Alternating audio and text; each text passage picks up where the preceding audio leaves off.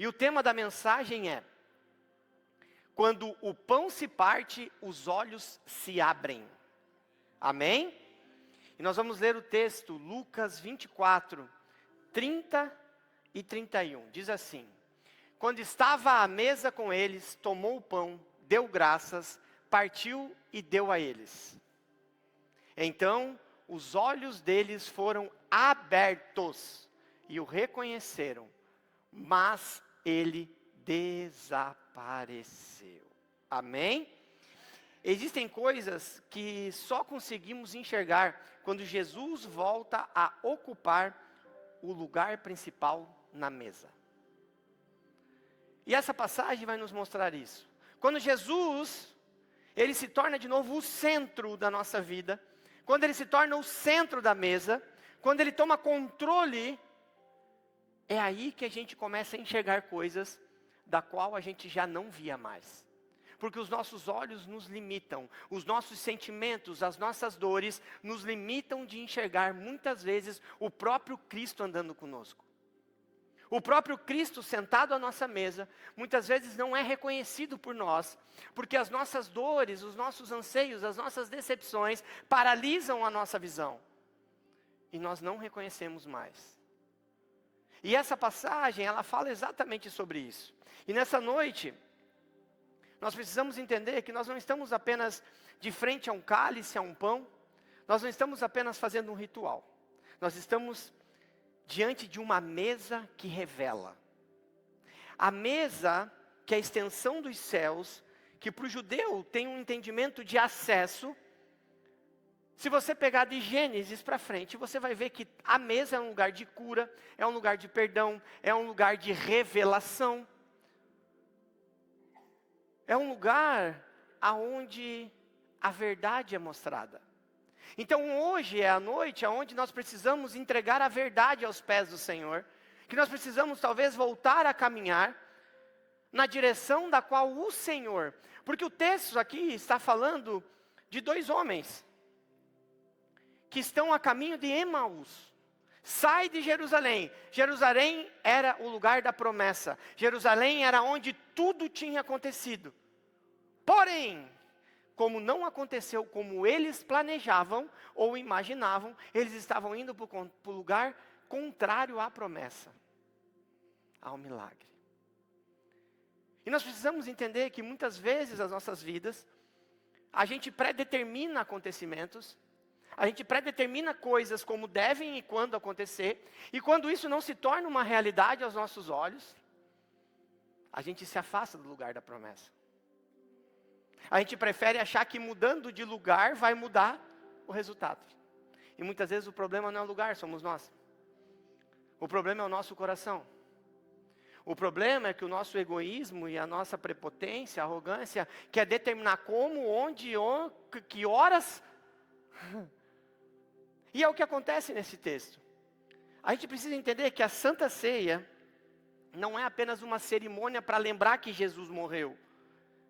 É um encontro que confronta a maneira que estamos vivendo depois que Ele ressuscitou. Que eu falo sobre a graça. A graça, queridos, não é isso que muitas vezes é pregado aí fora por coach, é pregado por algumas igrejas que querem um número gigante de pessoas. Não, não, não. A graça não é sobre Ele morrer. A graça não é sobre... É como a gente vive depois que Ele ressuscita. O que significa, pastor? Que a graça te recebe exatamente como você está, só que ela não permite que você permaneça como você chegou. A graça tem que te transformar. A mesa, a ceia, é o resultado disso. É não permanecer como chegaram. Senão o que Ele fez por nós não valeu a pena. Senão, a gente está declarando todas as vezes, não foi suficiente. Eu vou permanecer como eu estava. Eu vou permanecer. A ceia é um lugar de verdade. Quando a Bíblia diz para nós, autoanalise.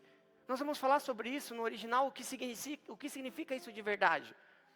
Então que nessa noite, desde agora, você comece a autoanalisar o que você está fazendo depois que Ele ressuscitou. O que você está fazendo depois que você reconheceu a Cristo. O que você está fazendo depois que você se batizou. O que você está fazendo no seu dia a dia. Qual é o evangelho que você está vivendo. Será que você está vivendo ele antes ou depois? Será que você está vivendo Cristo antes da cruz, ou você está vivendo Cristo depois da ressurreição? E é sobre isso que nós precisamos entender.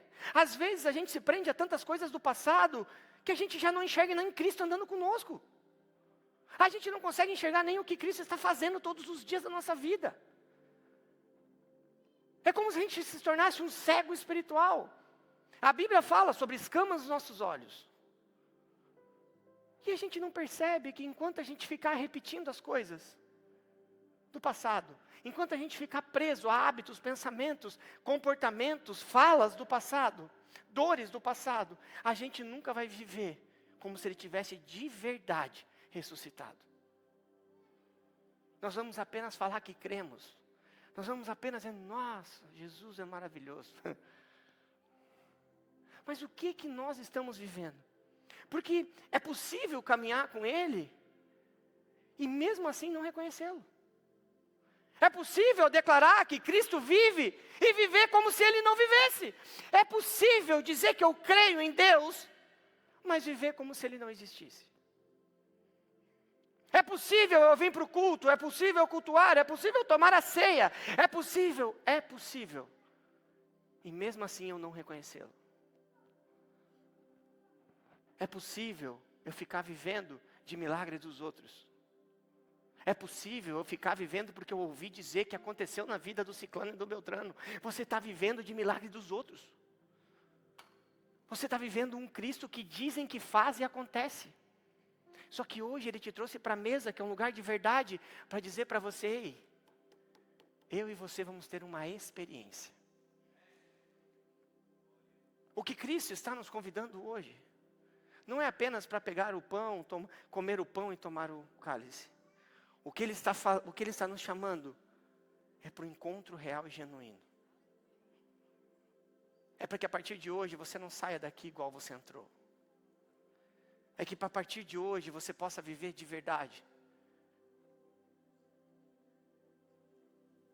Reconhecendo que Ele anda contigo todo o tempo.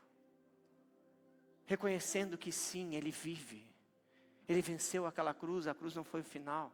A cruz foi o princípio. Foi o início de uma chance para mim e para você. Então nós precisamos entender que tem gente que conhece muito de Bíblia. Tem gente que conhece as Escrituras de formas absurdas, muito mais do que o próprio pastor. Mas mesmo assim, é possível que essas pessoas não percebam Jesus próximo. Sabe por quê?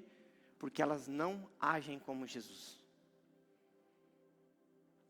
Porque elas não tentam ser parecidas com eles. Às vezes tem pessoas que tentam ter até mais razão do que Jesus. Ter mais verdade do que Jesus. E aí você já não consegue mais reconhecê-lo. Os discípulos de Emaús não eram pessoas desconhecidas ou sem conhecimento. Os discípulos de Emaús conheciam a história de Jesus. Sabiam sobre a crucificação, tinham ouvido que o túmulo já estava vazio. Conheciam o relato das mulheres. E isso é uma coisa incrível, porque eles possuíam informação, porém, informação sem percepção te torna um cego espiritual. Eles sabiam de viver, sabiam de ver, sabiam de ouvir, mas perderam a percepção. E por que, pastor? Como pode alguém que tinha conhecimento, porque conhecimento sem discernimento não vale nada também.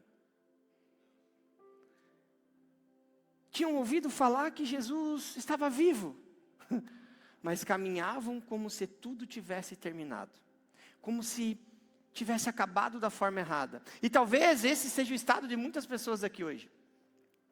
Você sabe que Jesus ressuscitou. Você sabe da cruz, sabe o resultado da cruz, mas vive sem esperança. Você olha para a tua circunstância, você olha para a sua vida, e você acha que é a força do teu braço que vai fazer você resolver algo. Você olha para tudo que você está vivendo, e muitas vezes declara, não tem jeito, não tem como mudar isso. Você sabe que Deus é fiel, a gente prega sobre um Deus fiel aqui. Mas caminha de uma forma como se Ele tivesse abandonado a sua história. Como se você não tivesse valor. Então, entenda, você não pode esquecer das promessas, mas não adianta apenas você saber que as promessas existem, mas talvez sair de Jerusalém, que é o lugar da promessa, para ir para Emaús. Porque não aconteceu do jeito que você queria. Porque você planejou fogos, artifícios. Você planejou, não, mas seria assim, seria assado. Nessa Santa Ceia, entenda uma coisa. O Senhor não quer apenas alimentar o seu corpo. O Senhor não quer apenas que você coma. Ele quer abrir os seus olhos novamente. Ele quer que você volte a enxergar. A gente já falou do contexto. E o Lucas 24, que a gente leu, se você pegar do início ao fim, ele fala o tempo inteiro da história desses dois discípulos, que estavam indo de Jerusalém para uma aldeia chamada Emaús. O texto diz que Emaús ficava a cerca de 11 quilômetros de Jerusalém. 11 quilômetros caminhando. E Jerusalém, relembrando, era o lugar onde tudo tinha acontecido. Absolutamente tudo. Entenda uma coisa. Tem gente que mesmo vendo milagre, vivendo milagre, por causa de amarras e pensamentos e hábitos do passado, prefere sair de Jerusalém e ir para Emaús. Mesmo sabendo a verdade, mesmo vivenciando a verdade, mesmo enxergando a verdade, por não conseguir cortar laços com o passado, por não conseguir se libertar de sentimentos e coisas que fizeram no passado, prefere ir para Emaús reclamando durante o caminho. Murmurando durante o caminho, como aconteceu com esses homens. E a verdade, se você entender o contexto, eles caminhavam na direção contrária do lugar aonde Deus estava começando algo novo, porque era em Jerusalém que estava acontecendo. E eles estavam indo para o lado contrário. Eles não estavam apenas mudando de cidade, estavam se afastando emocionalmente do lugar da promessa. Tem gente que se as coisas não acontecem no tempo, do jeito, mas pastor, me falaram, me liberaram, meu Deus, como é que não? Acho que eu estou no lugar errado. Vai para Emaús. Se afasta do lugar da promessa. Se afasta. Esse texto, ele tem muitas lições. Porque a gente pode achar, nossa pastor, 11 quilômetros é muito. O problema não é a estrada. O problema era aquilo que a frustração estava decidindo por eles. Por quê? Porque nós deixamos que sentimentos contrários, dores e frustrações decidam a nossa direção. E é o que está acontecendo com esses dois homens. A dor tinha assumido o controle dos passos deles. E quantos de nós deixamos muitas vezes que a dor e a decepção tomem conta e direção dos nossos passos? Quantas vezes nós somos movidos por uma dor, por um sentimento, por um momento, por um pensamento inicial, por algo impulsivo, falamos, pensamos coisas, e aquilo acaba tomando conta e direcionando para onde a gente vai. Quantas vezes nós fizemos isso? Eu posso falar por mim que sou alguém impulsivo. Quando algo não acontece como esperamos, automaticamente começamos a nos afastar. Quando as coisas não saem do nosso jeito, não é do jeito que eu quero, eu me afasto. Afastamos nas orações, afastamos na comunhão, nos afastamos da igreja, nos afastamos de pessoas, de lugares aonde Deus estava trabalhando em nós, principalmente nesses, porque é nesse lugar que eu vou ser tratado, que eu vou ser confrontado. Então é melhor eu me afastar, é melhor eu colocar limites, é melhor eu deixar o meu sentimento, o meu eu, as minhas coisas guiarem para onde eu vou, do que eu viver em Jerusalém, no lugar do novo. Jerusalém, Deus está fazendo novas coisas. A frustração, ela, como se ela fechasse os nossos olhos espirituais. Lucas 24, 15, 16 diz assim: enquanto conversavam, Jesus se aproximou e começou a caminhar com eles. Mas os olhos deles foram impedidos de reconhecê-lo. Você já pensou, você está andando com Jesus, você está no ambiente da promessa, você está indo de um lugar para o outro, Jesus andando contigo, e você não consegue reconhecer Ele?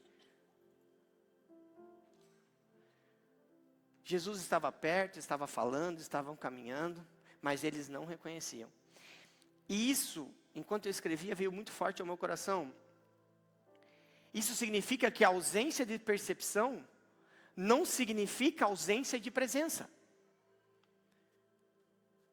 Não é porque nós não estamos enxergando ou entendendo que Ele não está nisso, que Ele não está conosco. Não é porque você não está percebendo, não está tendo percepção. E aqui a gente entende isso, porque você pode não estar percebendo Jesus, mas Ele está andando ao seu lado. Isso ficou muito forte ao meu coração. Tem pessoas que precisam escutar isso hoje. Você pode não estar percebendo ou enxergando, mas Ele continua andando do seu lado. Tem gente fazendo pergunta para Deus: mas o que falta? Por que Ele ainda não veio? Por que ainda não deu certo? O que eu tenho que fazer? Jesus está dizendo: apenas continue, porque eu estou caminhando contigo. Ele continua andando. Não é porque o resultado aos seus olhos não aconteceram que não está contigo. Você pode não estar entendendo o processo, e mesmo assim Ele está conduzindo os seus passos. Você pode achar que está sozinho, e Ele mesmo assim está caminhando na mesma estrada, no mesmo propósito ao seu lado. O fato de você não enxergar não significa que Deus não esteja presente, que não esteja no controle, que não esteja fazendo. Nós precisamos tirar essa compensação. Ainda não aconteceu, então Ele não está. Ainda não, não. Calma. Existem momentos em que tudo está em silêncio, o céu está silencioso, mas Jesus está muito mais perto do que nós imaginamos. Ele não precisa fazer barulho. Ele não precisa te agradar. Ele não precisa fazer as coisas no tempo e da forma que você acha que tem que ser. E os discípulos estavam olhando para Jesus e não sabiam que era Jesus. Por quê? Porque a dor alterou a interpretação, a visão deles. E quantas vezes a dor alterou a sua visão? Quantas vezes você achou que nada ia acontecer, nada estava acontecendo? E é uma coisa que Deus falou no meu coração, que enquanto eu questionava algumas coisas ao Senhor na mensagem, Ele deixou muito claro: quando o nosso coração está ferido, até a presença de Deus começa a parecer estranha para nós. Você não, às vezes, em determinada situação, algumas coisas de Deus aconteceram, você não achou aquilo, mas não faz sentido, não está legal. Porque o coração ferido, até o que Deus está fazendo se torna estranho. Até o mover de Deus se torna estranho. Quando a gente carrega a frustração por muito tempo, e essa foi a minha briga com Deus durante essa mensagem, quando a gente carrega uma frustração por muito tempo, a gente começa a interpretar tudo pela lente da decepção. Tudo que acontece a gente tenta manipular e mudar para levar para uma decepção. Ah, isso deu, mas também quanto tempo? Ah, mas olha aqui, não, mas também desse jeito até eu. A gente sempre tenta levar para uma lente de algo ruim, porque é tanto tempo esperando, é tanto tempo querendo, é tanto tempo sofrendo, é tanto tempo lutando, que quando Deus começa a fazer, a nossa ótica é levar para a decepção. É como se fosse uma segurança. Eu não vou acreditar, eu não vou me entregar.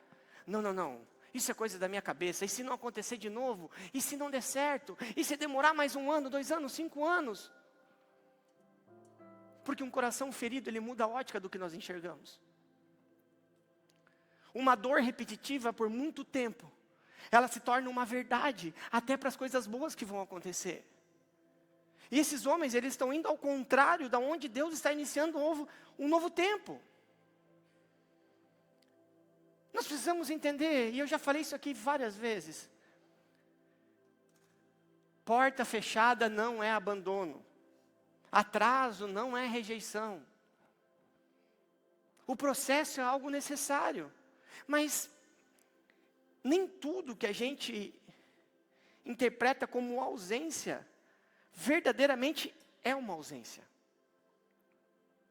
O problema é a interpretação que a gente está dando. Talvez Jesus estivesse caminhando comigo e com você durante todo esse percurso que veio na sua mente agora.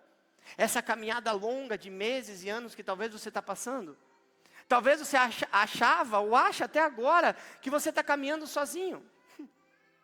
O maior perigo da frustração não é fazer a gente parar, é fazer a gente continuar caminhando, mas na direção errada, acreditando que Deus não está mais perto de nós. Talvez nós tenhamos chego aqui hoje caminhando para Emaús. Talvez nós chegamos aqui saindo de Jerusalém. Nós até continuamos frequentando cultos, mas a verdade é que por dentro nós já estamos nos afastando. Nós continuamos sorrindo por fora, porém, por dentro nós já perdemos qualquer expectativa de alegria. Talvez você sirva na igreja, e você está servindo até o dia de hoje, mas de verdade você já não serve com alegria. Talvez você até ore, pastor, eu oro bastante. Mas hoje pare e veja suas orações, não são orações automáticas. Não são orações apenas para cumprir aquele quesito no dia, preciso orar. Talvez você ainda está fisicamente em Jerusalém, mas emocionalmente você já está na estrada caminhando para Emaús. Você está tentando forçar e parecer que está dentro, mas o seu coração já está fora. E o Senhor te trouxe hoje aqui para dizer: eu estou entrando nesta caminhada. Eu estou entrando. Entenda uma coisa. Ele não espera você voltar para depois se aproximar. E é isso que o texto nos mostra. Ele se aproxima enquanto você ainda está indo para o lado errado. O texto diz que os homens caminhavam para Emaús. Eles não estavam voltando para Jerusalém. Eles estavam saindo, caminhando. E o texto diz que Jesus se aproxima deles. Jesus não esperou eles entenderem, eles estarem perfeitos ou eles decidirem voltar. Ele se chega pertinho deles e começa a caminhar. E eu fiquei me perguntando, enquanto eu escrevia, que amor é esse? Ó, dá até para o final aí, ó, pastora, a música. Que amor é esse? Já está já? Porque eu me perguntei, eu botei em caixa alta no meu texto aqui. Que amor é esse? Porque eu fiquei me perguntando. Falei, cara, a gente abandona, a gente desiste, a gente não enxerga. E mesmo assim, ele vem para perto da gente e a gente está indo para o lugar errado. E ele vem caminhando com a gente para o lugar errado. Ele não espera a gente estar perfeito. Ele não espera, nossa, o pastor Tiago está voltando para Jerusalém. Não. Olha lá, o pastor Tiago está indo embora. Peraí. Ele vem correndo. E ele começa a conversar com aqueles homens. Ele começa a questionar aqueles homens. Ele começa a ensinar e falar da palavra àqueles homens. E aí nesse momento eu apanhei.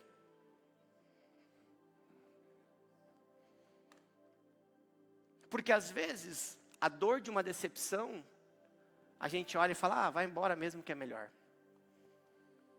Vai para Emaús, filho abençoado. E aí esse texto me ensina que ele vê 2 filhos indo para o lado errado. Ele corre atrás e tenta dizer, ei, abre os teus olhos. Não é esse o caminho. Faz a volta e volta. E aí me pegou, irmã. falou, é? Eu falei, mas que amor é esse que consegue fazer isso? Mas eu já sei que eu tenho que fazer, mesmo na força do ódio. E é isso que Deus está fazendo com cada um de nós nessa noite. Ele não está esperando que você decida voltar, Ele não esperou que você tome decisão, Ele não está esperando que você esteja pronto, que esteja tudo bem. Ele só está dizendo para você, acho que é melhor voltar. Faz a volta, não é esse o caminho. Jesus poderia ter dito, é o que eu diria. Eu botei Jesus, mas é eu, tá? Vou falar a verdade, eu não consigo mentir para vocês. Eu diria, está se afastando? Deixa que siga o caminho que escolheram. Ainda mais quando vem para mim e fala, Deus falou comigo. Aí eu digo, então, se Deus falou, só que agora eu entendi.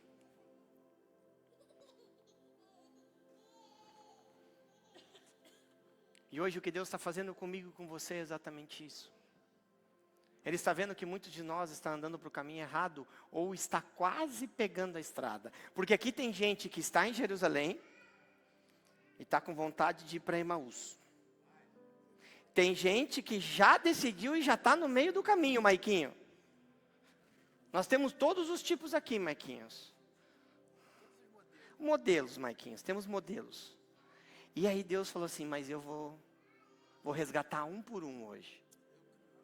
Pela graça e pela misericórdia, lá naquela igreja em Joinville, eu vou pegar cada um pela mão. E vou dizer, filho, não saia de Jerusalém. Jerusalém às vezes é o seu casamento. Jerusalém às vezes é o seu trabalho. Jerusalém às vezes é a igreja. Eu não sei qual é o Jerusalém que Deus está dizendo, não te afasta. Não te afasta. Emaús não é o destino que o Senhor escolheu para você. Não é em Emaús que coisas novas acontecerão. E nós precisamos entender com o texto. E quando Jesus vai atrás deles, Jesus entra na estrada, Jesus conversa, resumidamente, Jesus entra na frustração deles. Porque eles estavam frustrados. E aí, isso é graça. Essa é a graça real e genuína. Ele entra no caminho, ele entra na conversa, ele entra. A graça não espera a gente arrumar tudo para se aproximar. Isso é a graça. A graça entra no caminho e já no caminho começa a reorganizar a nossa história. Para que a gente não permaneça como a gente chegou. Então o evangelho da graça, ele te confronta. Talvez tem gente aqui que tomou decisões erradas. Tem gente aqui que tinha certeza que Deus falou. Pois eu falo no temor de Deus. Não foi Deus. Foi o seu medo, a sua mente. A sua frustração, a sua vontade de fugir de algo que não estava acontecendo como você predeterminou. E você fugiu. E eu vou dizer para algumas pessoas, e deu ruim. E agora Deus está dizendo, eu entrei, volta. Faz o caminho de volta. Não tem problema. Ele não veio aqui para dizer, por que tu fez isso, abençoado? Eu tenho vontade de dizer para uns, mas não posso também. Mas Ele está te trazendo de volta, isso é graça. Jesus confronta a nossa interpretação antes de mudar a nossa direção. Isso me pega, porque Jesus pergunta, sobre o que vocês estão discutindo enquanto caminham? Esse é o texto, vocês vão ler lá depois que eu não vou ficar lendo tudo para vocês. Aí eles estão caminhando, reclamando, você viu só, Jesus morreu, gente, não aconteceu. Eu achei que Jesus ia chegar lá em Jerusalém, ia tomar o poder da política, ia entrar à direita, ia ser uma loucura. Mas não aconteceu. E nisso chega um terceiro a conversa. Fala, e aí galera, sobre o que vocês estão conversando? Qual é o assunto do momento? O assunto era exatamente ele que tinha chego. E quantas vezes... eu vou beber uma água. Gente, se tivesse alguém para terminar de pregar essa mensagem. E o mais engraçado, eles começaram a contar tudo para Jesus. Você imagina? Jesus caminhando com eles e eles contando tudo o que havia acontecido com o próprio. Ele, imagina a cara, Peica, imagina ele olhando Peica. Com aquela cara. Aconteceu. Estou surpreendido. Eu não sei se você está entendendo. Eles explicaram para Jesus sobre a crucificação. Lê lá no texto, volta lá depois, lê Lucas, lá 24, tudo que vocês vão ver. Eles explicaram para Jesus sobre o túmulo vazio, Rodrigo. Eu imagino a cara de Jesus. Eles explicaram a história com detalhes. Tanto detalhes, que eles mesmos não entenderam o significado. E isso me pegou, porque é possível ver, saber o que aconteceu, e mesmo assim não entender o que Deus está fazendo na minha e na sua vida. Você está enxergando, você sabe, só que você não consegue entender. E eles dizem em Lucas 24, 21, e nós, deviam ser parente meu, e nós esperávamos que fosse Ele que iria trazer a redenção a Israel. Por que o pastor às vezes em gabinete fica brabo quando a pessoa traz o eu? Nós esperamos. Isso revela o coração. A esperança deles estava presa à forma como imaginavam que Deus faria, Deus agiria. Então, como não aconteceu, eles se frustraram e vão para Emaús. Nós esperávamos, eu esperava que fosse assim. Eles acreditavam em Jesus, mas eles tinham criado um roteiro. Você sabe que Deus vai fazer. Deus já liberou a palavra sobre a sua vida. Mas se não for do roteiro que você quer, é como se Ele não tivesse feito. É isso que está nos ensinando o texto. É isso que Deus está falando conosco. Esperavam que Jesus fosse libertar Israel politicamente. A direita ia voltar. Esperavam que Jesus se tornasse rei, que Ele tomasse o trono. Eles achavam que ia ter uma vitória esplendosa sem cruz. Que não tinha necessidade da cruz, que não precisava de sofrimento, que a ressurreição... É muito engraçado, se você ler no original, no hebraico, você vai ver que eles criaram uma expectativa de uma ressurreição, mas uma ressurreição sem morte. Tem muitos de nós que quer nascer de novo, para o novo, mas não querem morrer para as coisas velhas. Quer ressurreição sem morte.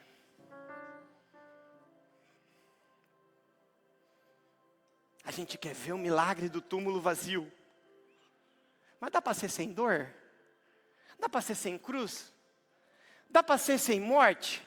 Só a ressurreição? Direto? Porque ter que matar algumas coisas em nós dói muito, né? Ter que deixar algumas coisas lá na cruz dói. Vamos só para a parte do milagre, pastor. Pula a parte do processo. Pula a parte que eu tenho que deixar coisa, abrir mão. Não dá para... E se você for ler o texto no original, no contexto da época, eles queriam a ressurreição. Eles criam na ressurreição. É mais pesado. Só que eles não aceitavam morte. Eles não aceitavam dor. E isso fala muito comigo e com você. Porque nós sabemos da ressurreição, nós sabemos que queremos algo novo, nós sabemos que novo tem que nascer, mas quantas vezes a gente fica preso às coisas antigas, porque a gente não quer matar os velhos hábitos, a gente não quer matar os velhos pensamentos. E é exatamente isto que esses homens... Entenda uma coisa, quando Deus não seguiu o roteiro, eles interpretaram a cruz como um fracasso. O lugar que eles chamavam de derrota era exatamente o lugar onde Jesus estava vencendo. Então eles entendiam que aquilo que eles estavam chamando de silêncio era um momento em que Deus estava cumprindo as Escrituras. Quantas vezes julgamos Deus antes do terceiro dia? Porque qual era a promessa? Ressuscitará ao terceiro dia. Eles já começaram a ir para Emaús antes do terceiro dia. Eles já estão no caminho antes. Quantos de nós já começamos a murmurar e reclamar antes do terceiro dia? Antes da data da promessa. Quantas vezes chamamos de fracasso só porque nós estamos passando por um processo? Quantas vezes enterramos promessas porque não entendemos a forma como Deus está trabalhando, porque saiu do nosso script. Pastor, eu tinha feito um script top. Tem uns caras bons aqui na igreja que faz uns roteiro top. O problema é executar o roteiro dos irmãos. Aí se não dá certo, é um fracasso. Se não acontece o roteiro do jeito que você planejou, antes mesmo do terceiro dia você já está indo para Emaús. Nem tudo. E é muito engraçado porque eu escrevi essa mensagem e eu questionava o Senhor algumas coisas. E aí Deus falou para mim, querido pastor Tiago, mentira, ele não fala assim comigo não. Ele não é tão delicado, porque eu sou chato. Ele falou, nem tudo que morreu, terminou. Nem tudo que acabou é o fim. Nem tudo que foi quebrado foi perdido. Deus inicia um novo projeto, conforme Ele próprio criou. Nem todo silêncio é abandono. Nem toda cruz é derrota. Talvez você está se sentindo como Jesus, pregado numa cruz, sangrando. Dói todas as partes do teu corpo, dói a tua alma, dói a tua lembrança. E você está dizendo, perdi. E Deus está dizendo, a cruz que você está não é derrota. É o início do cumprimento da promessa que Deus liberou sobre a sua vida e a sua casa. Então, o que nós precisamos entender? O problema dos discípulos não era apenas o que havia acontecido. Era a interpretação que eles fizeram do que havia acontecido. E isso me pega porque muitas vezes a gente vê algo acontecendo, mas a nossa dor, a nossa insuficiência, a nossa arrogância faz com que a gente interprete errado aquilo que a gente está vendo. Duas pessoas podem atravessar a mesma situação e sair completamente diferente. Nós podemos entrar numa mesma situação e sair diferente. Um pode sair amargo, o outro pode sair mais maduro. Um sai distante, o outro sai mais profundo. Um perde a fé no meio do caminho, o outro descobre uma fé que nem conhecia. Isso é mais individual. Talvez Deus não precise mudar primeiro a sua circunstância. Porque o que a gente ora é para mudar me tira desse deserto, eu não aguento mais, eu estou cansado, eu só quero um pouco de alegria. Muda a minha história, muda a minha estação, me tira dessa circunstância. Mas talvez ele precise mudar a interpretação que você está fazendo das circunstâncias da qual você está. Você precisa entender o que Deus está fazendo. E é muito engraçado, porque muitas vezes eu orei falando que eu acho que Deus me abandonou. Não é possível que tudo isso está acontecendo. E Deus falava comigo, eu continuo caminhando com você. Enquanto eu dizia, tudo acabou, agora não tenho o que fazer. Deus falava para mim, calma que é só o início. Quando alguma coisa dava errado, algum projeto, alguma porta, eu falava, meu Deus, a porta fechou. E Deus falava, eu estou te livrando e mudando a tua rota.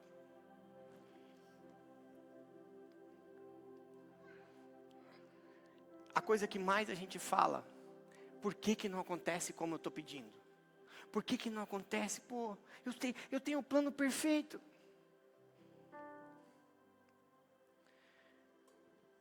Por que não aconteceu? E Deus fala muito claro ao meu coração, não aconteceu, porque não era tempo de acontecer. Porque promessa e milagre fora do tempo se torna maldição. Nem sempre Deus vai mudar o que aconteceu. Muitas vezes Ele muda os olhos com os quais nós estamos olhando para aquilo que aconteceu. O que Deus está dizendo para nós, o texto que nós lemos, volta o texto para mim lá, Hudson, o 2º versículo, por favor. Então os olhos deles foram abertos. Deus quer que a gente volte a enxergar. Deus quer que a gente pare de olhar as circunstâncias do jeito que nós estamos olhando. E é muito engraçado, porque antes de abrir os olhos, Lucas 24, 27, diz que Jesus começou por Moisés e por todos os profetas, explicando o que constava nas Escrituras a respeito dele. É muito engraçado, porque antes de abrir o olho, Jesus sempre vem acalentando e aquecendo o nosso coração. Jesus não começou mostrando as feridas no caminho, conversando com aqueles homens. Ele começou falando sobre a palavra. E se você pegar a história, antes de revelar quem era, ele começou a revelar o que estava escrito. Por quê? Porque a palavra cura. A palavra direciona. Então ele não falou dele, ele falou das Escrituras. Ele conversava com aqueles 2 homens sobre a Escritura. Porque experiência sem palavra pode até gerar emoção. Eu posso contar um testemunho aqui, você chorar pra caramba. Se emocionar. Só que essa emoção não vai sustentar uma transformação. Somente a palavra transforma. O testemunho, ele vai vir e vai te encher de fé. Você vai começar a acreditar. Mas é através da palavra que você vai manter essa transformação. Se eu te emociono num dia e eu não te encho de palavra no outro, você não se sustenta. Você não anda. Você dá até um primeiro passo. Ai, que história bonita. Não pode ver o livro do pastor, meu Deus do céu. Mas se não vir palavra atrás disso, querido, vai durar pouco tempo. Porque emoção não gera transformação. Jesus primeiro reorganiza o coração daqueles homens através da Escritura. Mais tarde eles disseram: não estava queimando o nosso coração enquanto Ele nos falava no caminho? Enquanto Ele nos expunha as Escrituras, enquanto Ele falava da palavra, antes de os olhos se abrirem, o coração daqueles homens começou a queimar. Primeiro, a palavra entrou. Depois, a visão mudou. Tem gente que quer o inverso. Quer primeiro enxergar para depois buscar a palavra. E aqui o texto nos ensina ao contrário. Primeiro o coração foi tratado. Depois a direção foi corrigida. Por quê? Jesus entra no início da caminhada com eles. Ele não chega no meio do caminho e fala, faz a volta e vai embora. Primeiro ele foi tratando durante o processo. Ele foi tratando durante o caminho. Ele não chegou e falou, já muda a rota agora. Não. Primeiro Jesus foi lá e fez o quê? Tratou. Depois que tratou, ele ensina a corrigir a rota. Porque não ia adiantar nada aqueles homens no meio do caminho voltar se eles não tivessem sido transformados e tratados. Se eles não tivessem voltado a enxergar. Muitas pessoas querem que Deus mostre o próximo passo, mas não permite que Ele trate o coração. Quer enxergar, quer viver, querem uma resposta, mas não querem palavra que confronta. Não pode ter confronto. Querem direção, mas não querem ser corrigidos. Querem revelação, mas não querem transformação. E a palavra faz tudo isso que você não quer. Ela te confronta. Ela te corrige. A palavra, ela vai verdadeiramente entrar em tudo isso, porque correção e confronto gera transformação. Hipergraça gera emoção. Emoção não gera transformação. O que gera transformação é palavra. O que gera transformação é Bíblia. O que gera transformação é você se permitir ser confrontado. É você permanecer em Jerusalém, mesmo quando as coisas não estão acontecendo como você quer. É permanecer. E o mais engraçado, por que Jesus chegou perto deles e não disse, sou eu? Por que ele ficou caminhando todos aqueles longos e longos caminhos e horas e horas e horas? Por que ele não chegou e falou, sou eu, pá? Ele escolheu caminhar, ouvir, confrontar, ensinar, aquecer o coração. Sabe por quê? Porque Deus não quer apenas impressionar a gente. Ele quer transformar a gente. E era muito fácil. Ai, Jesus aqui, que lindo. Ai, vamos para Jerusalém, vamos. Emoção. Primeiro Jesus não se mostrou. Ele corrigiu, ele direcionou, ele confrontou. Ele foi até o final. E nessa noite, você não precisa apenas sentir algo nessa ceia. Você precisa permitir que a palavra reorganize os seus pensamentos. Você precisa da liberdade. Existem pessoas pedindo uma nova estação. E eu ouvia orações, eu ouvia pessoas clamando por uma nova estação. Mas continuam interpretando a vida com a mentalidade da estação antiga.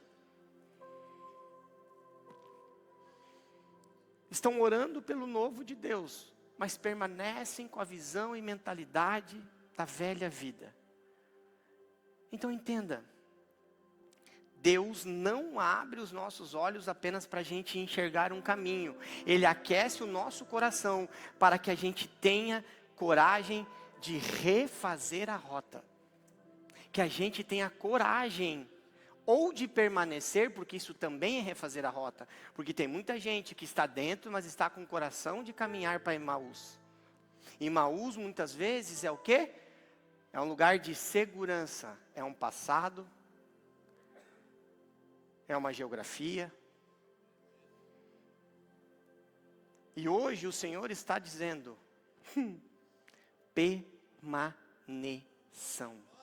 permaneçam.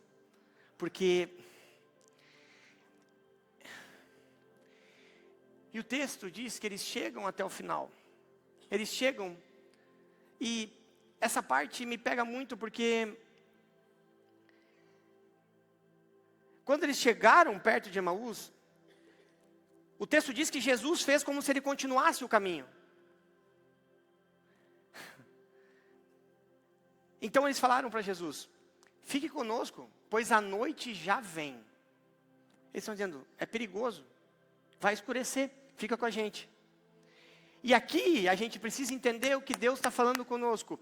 Porque Jesus, ele não se autoconvidou para entrar naquela casa. Ele não disse, ei, estou entrando. Não. Ele esperou, ele aguardou o convite. Jesus havia caminhado com eles, falado com eles, ensinado a eles. Mas, para entrar na casa,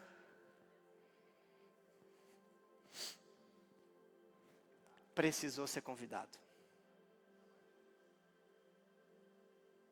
Ele não disse, vamos lá, espera aí que eu estou entrando. Não. E a gente precisa entender porque Jesus pode caminhar perto de você e ainda assim não ocupar o lugar dele. Ele pode estar todos os dias contigo, caminhando contigo e mesmo assim não estar sentado à mesa contigo. Porque talvez ele está esperando um convite. Ele está esperando que você decida trazer ele para dentro de volta. Ele está no culto, mas mesmo assim não é o centro na sua casa. Talvez ele só está esperando você convidar. E entenda uma coisa, eles disseram, fique conosco. Isso veio muito forte ao meu coração. Essa tem que ser a nossa oração da Santa Ceia. Fique comigo. Que a gente não tenha apenas a visita de Jesus na caminhada. Que a gente não tenha, Jesus, passa por aqui. Jesus, caminha comigo. Não. Que ele não seja uma visita. Que ele seja permanente na sua casa. Que ele seja permanente na sua vida. Que ele seja permanente nas suas decisões. Ele seja permanente quando a noite chega, quando o dia nasce. Que ele seja permanente. Que ele fique quando você não sabe o que fazer. Que ele fique quando você estiver com o coração cansado. Que ele fique quando a estrada e as decisões parecem confusas demais para você decidir. A noite estava chegando mas a presença de Jesus entrou na casa. Quando Jesus entra em algum lugar, a noite pode até chegar, só que a escuridão não domina mais. Porque existe uma diferença entre escuridão e noite. Tem gente que lá fora está um sol, mas dentro de casa está uma escuridão. E o que o texto nos ensina, a noite está chegando. A noite chegou, mas a escuridão não permaneceu. Porque Jesus tinha entrado na casa. Então, Jesus é reconhecido. Quando estava à mesa com eles, tomou o pão, deu graça, partiu e deu a eles. Então os olhos deles foram abertos e o reconheceram. Presta atenção, Jesus era o convidado, amém? Mas assumiu o lugar de quem presidia aquela mesa. Ele tomou o lugar dele. Eles convidaram ele para entrar, mas Jesus tomou o pão, Jesus deu graça, Jesus partiu, Jesus distribuiu. Por quê? Quando Jesus entra de verdade, ele deixa de ser apenas um convidado e assume o governo. O que o Senhor está dizendo hoje, deixa eu entrar. Eu preciso entrar para assumir o governo, para que você volte a enxergar. E quando Jesus entra, o pão parte, Jesus toma o lugar de governo, você volta a enxergar. E se precisar fazer o caminho de volta, você volta. Se precisar permanecer, você permanece. O texto nos deixa claro que muitas pessoas convidam Jesus para fazer parte da vida, para passear no parque, para caminhar. Só que deixar Jesus assumir a mesa, querido, é outra coisa. Querem Jesus presente, mas não querem Jesus no governo. Porque se ele está no governo, não é mais como nós queremos, é como ele decide. Você está entendendo? Mas pastor, eu achei que Jesus estava comigo. Não. Ele está andando com você, mas ele não tem o governo da sua vida. Ele é até convidado por você todos os dias, mas você não deixa ele assumir o lugar dele. Quer que Jesus abençoe? Quer que Jesus faça? Quer que aconteça? Mas não permitam que ele decida, não permita que ele confronta, não permite que ele decida o caminho que você tem que ir. Até querem Jesus como convidado, mas não querem Jesus como Senhor. Fica de pé, igreja.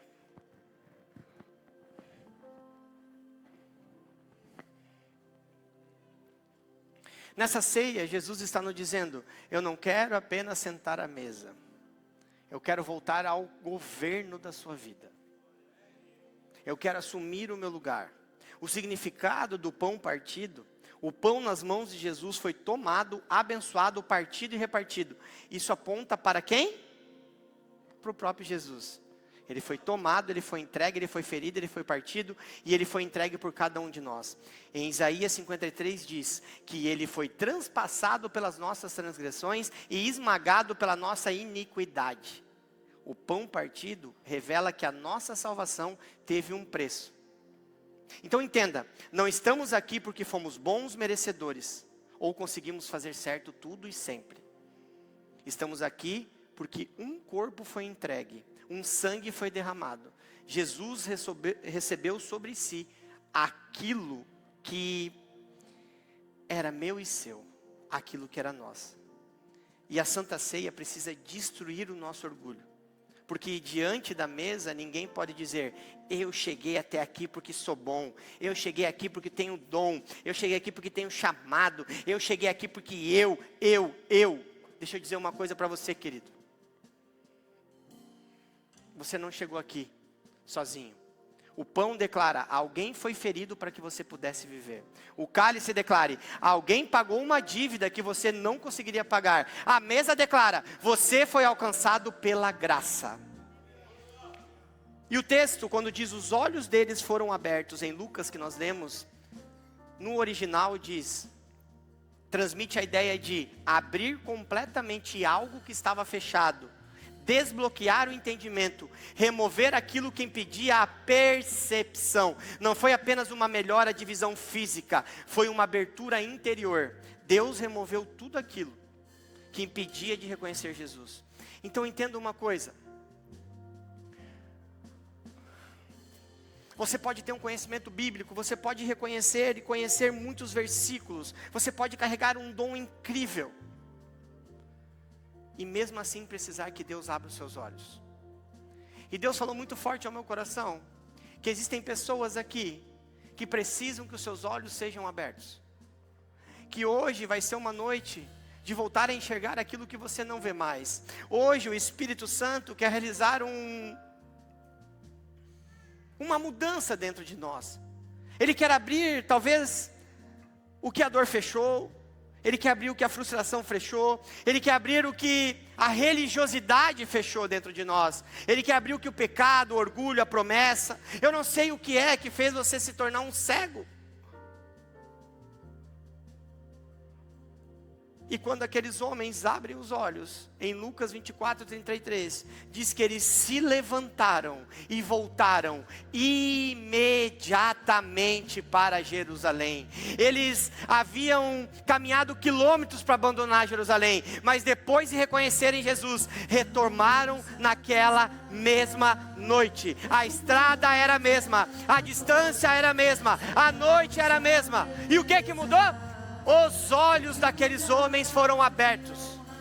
Então que nessa noite o Senhor possa abrir os seus olhos, que nessa ceia o Senhor possa fazer você enxergar os caminhos errados que talvez você está indo. Feche os seus olhos, igreja, feche os seus olhos.